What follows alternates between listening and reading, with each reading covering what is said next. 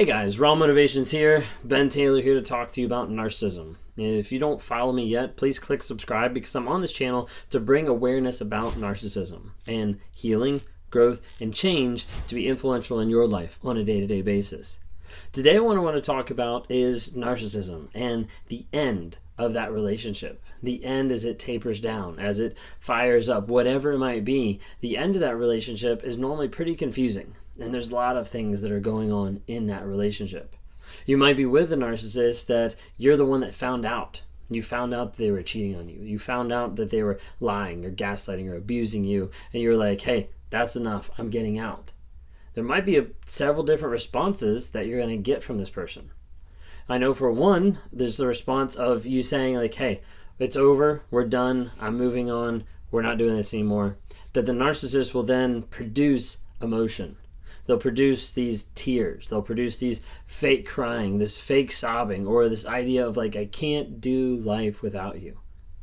And they'll do everything in their power to make you stay, to get you back. Sometimes there'll be love bombing. Sometimes there'll be future faking. Sometimes there'll be the idea of promising, giving, doing whatever it takes to be able to lock you in for just a little bit longer.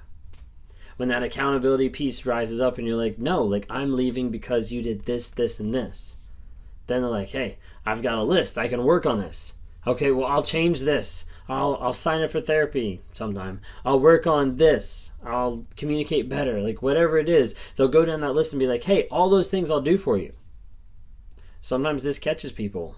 They're like, oh, now they're changing. They're acknowledging what I've been saying. And so they stay a little bit longer, then they realize that acknowledgement was just a slight chance and a slight moment, and it reverts back to normal because they don't change. They don't continue that process of realization and admitting it and changing to be a better person. Maybe you're on the other side where you said, hey, like I'm leaving, and the narcissist was just like, okay, forget you. And they left, or they waited for you to leave. You see, behind both of these is the idea that the narcissist wants the other person to leave. Sometimes this is why they'll bring up, hey, I've been cheating on you. Sometimes they'll even show or let you find out about different things happening because they want the relationship to end. And you might be like, why would they want that? Like, I thought I was grade A supply. I thought I was someone that connected with them. I thought I was someone that showed them a lot of love. And a lot of times people in this moment, they try to take the idea, the concept of what's going on, and they try to put it back on themselves. I wasn't good enough. I didn't love correctly. I should have done better. I should have loved more. Maybe they just didn't. Maybe I didn't. And the thoughts go on and on. But in reality, it doesn't have anything to do with you. It has everything, as always, to do with the narcissist. Their image, their control, their feelings, their shame, their things that drive them and push them in a certain direction. But it's not about you, it's about the narcissist. Because as a self-aware narcissist, as someone who has started to work on my recovery, on my journey out of the shithole of narcissism to understand what's going on, there's an aspect that I know it can be a very deep and dark place that someone doesn't want to come out of. Because that's hard. It's not easy. It's a place that you have to learn to be honest and vulnerable and start implementing things in your life to set about consistent change on a day-to-day basis. That's not possible for a lot of narcissists because they don't want to admit what's actually going on. So narcissists, sometimes they'll bring up stuff, they'll say stuff, they'll manipulate in certain ways to get you to leave. I'm sure you've already seen videos that I've done or other people have done about reactive abuse, where they're pushing you to your limit, to your max, and then a little bit further just to get a rise out of you, just to get you to rear back and slap them, just to get you to get more frustrated, just to get you to attack them. And then they completely change. When that reactive abuse kicks off, they're like, see, this is the crazy that I've had to deal with. See, look at this. I have this on video now of you attacking me. This was totally unprovoked. I don't know why you did this. And they'll fabricate lies and deception the whole way through. You see, majority of narcissists in a relationship, they'd rather cheat, they'd rather gaslight, they'd rather lie, they'd rather manipulate than they would just tell you the truth. Then they will just be completely honest and say, hey, I don't care about you and I'm leaving. Majority of narcissists don't have the balls to do that. because they'd have to admit that they're not in love with this person. They'd have to admit defeat, that a certain conquest is no longer working. They'd have to look at failure when their friends and family judge them for getting a divorce or leaving the person that was the best person for them.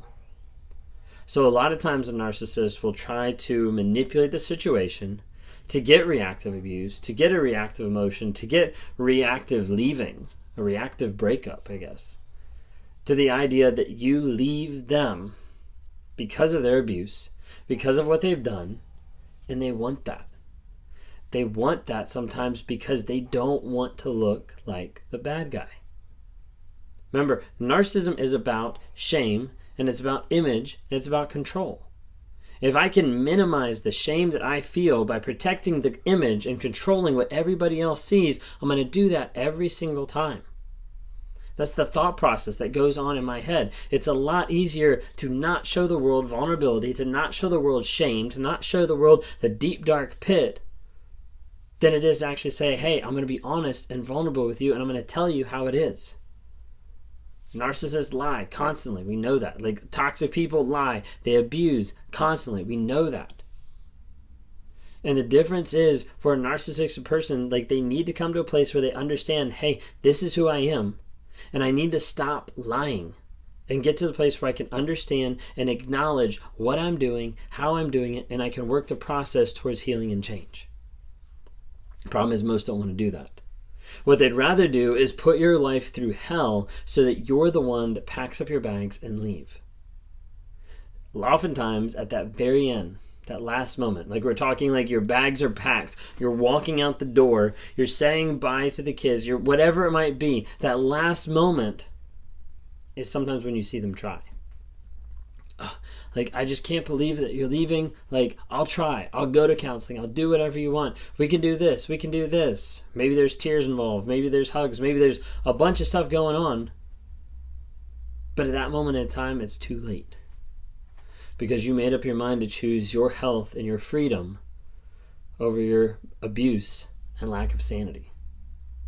But in that moment, what's happening is the narcissist is saying, hey, I want you to stay so that you can look back at them and say, no, you had your chance, and you walk away. Because then what will happen is then they can go to their friends and their family and everybody else in their lives, and they can say, hey, I tried. I tried to get her to stay.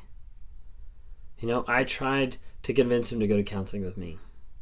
I tried these different things, and they just wouldn't. The narcissist will take the narrative and flip it back on them so that they come across like other people as being the victim. The person who abused the other person is now the one pretending to be the victim.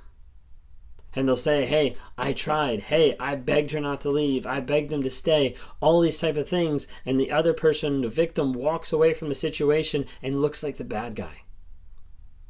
This is why a lot of times people don't believe the victim, because they're like, I don't see it. All I see is the outward image, and the outward image I see looks pretty good. He doesn't look that bad. She doesn't look that abusive. He looks like a good father. She looks like a loving mother. But in reality, the abuse that goes on underneath the surface and behind closed doors would hurt anybody. But people don't see it. Is that you?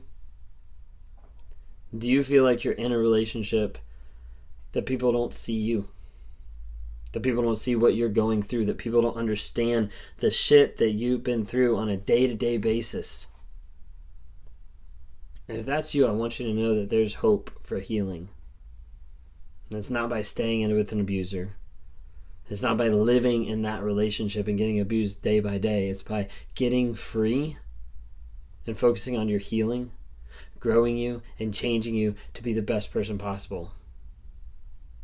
Because typically when you look at a narcissist and a victim, one of the biggest differences between the two of them is that one can change.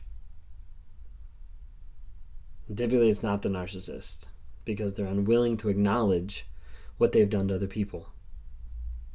But if you've been in one of these relationships and you want to look at healing, at growing, and at changing, I'd love to talk to you. Click on the link down below, schedule time with me, and we can talk, because I talk to people daily.